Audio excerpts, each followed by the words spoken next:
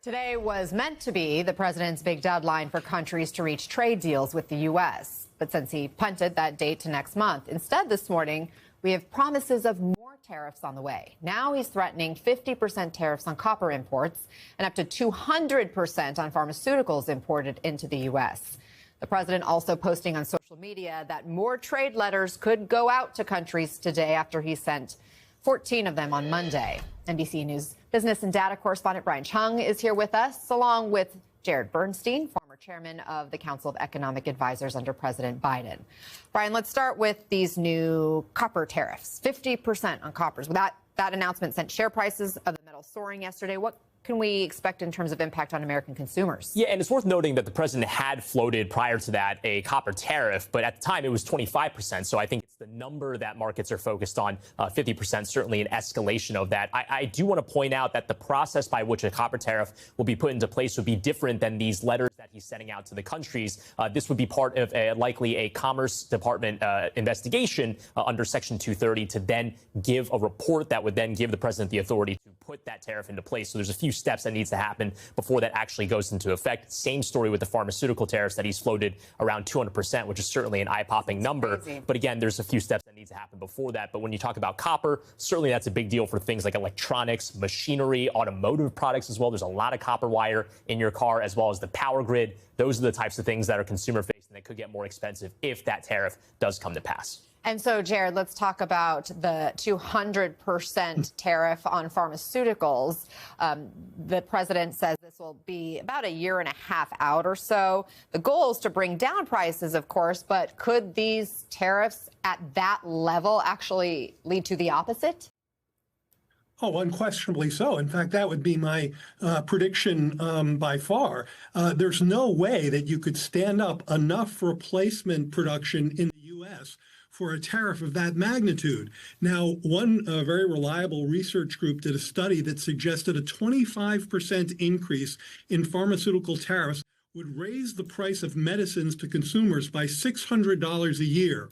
Now, 200 is 8 times 25. I don't think it's necessarily that kind of a linear arithmetic story here, but that would be $4,800. Now, when you get up to that much, what you have instead are large shortages of medication and a lot of people going without.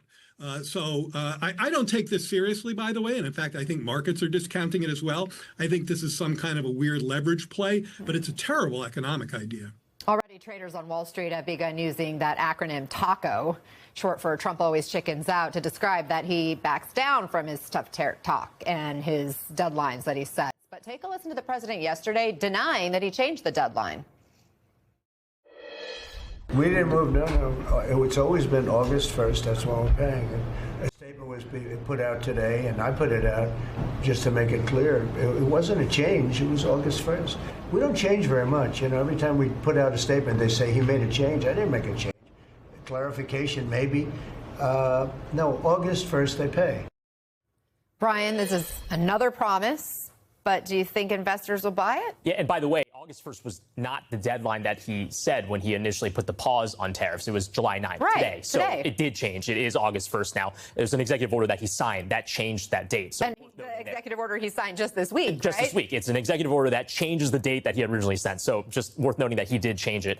When it comes to the way that markets are reacting and treating all these tariff headlines, yeah, we saw markets fall tumultuously in the aftermath of the Rose Garden announcement on so-called Liberation Day. The S&P 500, the Dow Jones Industrial Average, losing over 10%. They've since bounced back. So the Dow Jones is now positive for the year, about over 4%. The S&P is up over 6% year to date. So markets are not taking these tariff threats seriously. And if you want hard, concrete evidence of this, there was a UBS note after the letters went out on Monday where they said, quote, "It seems a wasted effort." This is a Wall Street bank's words. "It seems a wasted effort to analyze every Trump social media post when investors understandably anticipate future retreats." So Wall Street is also leaning into this so-called taco trade by saying, you know what, we're not really going to take the White House seriously on these threats because maybe once we get close to August 1st, it just gets kicked down gets kicked down the road again. I think that's the way that Wall Street's treating it. And I think maybe even regular people as well. It's like the boy who cried wolf, that effect. Jared, the Wall Street Journal is also reporting that President Trump has decided to delay this tariff deadline after his advisors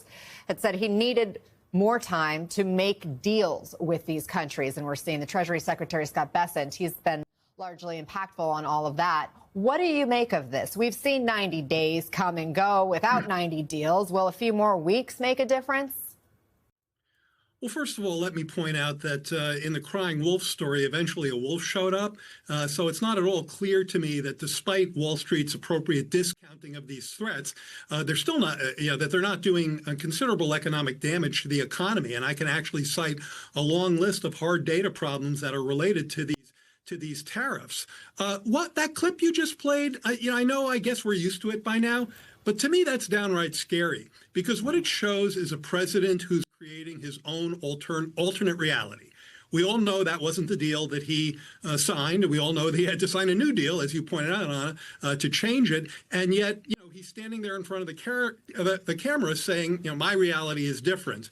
In terms of the deals, Trump could and should end this trade war tomorrow. He has two ways to do so. He could declare victory, or he could just set the rates. He will do neither of those. He refuses to do either of those, and that is prolonging the uncertainty, the discounting, the market ups and downs, the chaos. It's bad for the economy. It's bad economic policy. It's bad trade policy, certainly alienating our trading partners, and at this point, doing much more harm than good. And don't these trade deals usually take longer than just a few weeks or even a few months? If you're asking me, then the answer is unequivocally yes. The physics of trade deals are such that they can't possibly be arrived upon in this kind of a time frame. These tend to be 1,000-page documents where you say, here's how we're defining a financial institution. Here's how we're defining rubber tire grade 4. But this administration doesn't do those type of details, so we end up with these broad frameworks. And Jared, I wanted to get your thoughts on the letters to countries that Trump's been sending out this week. The rates he's announced in these letters so far seem to be little changed from what was proposed back in April on that so-called Liberation Day. What gives? You should think of the August 1st extension as simply a Liberation Day extension because precisely as you said, there are a few differences there in the numbers, but it's very much the same thing. I think the key point is that these tariffs would really blow a hole in international trade and make life much more expensive for American consumers, especially middle class and lower income households. And that's the bottom line that everyone should have in the back of their minds when we're talking about this. I said the same thing about the pharmaceutical tariffs. At the end of the day, this goes right in the opposite direction of the affordability crisis that's besetting so many American households right now. Jared Bernstein, Brian Chung, guys, thank you so much.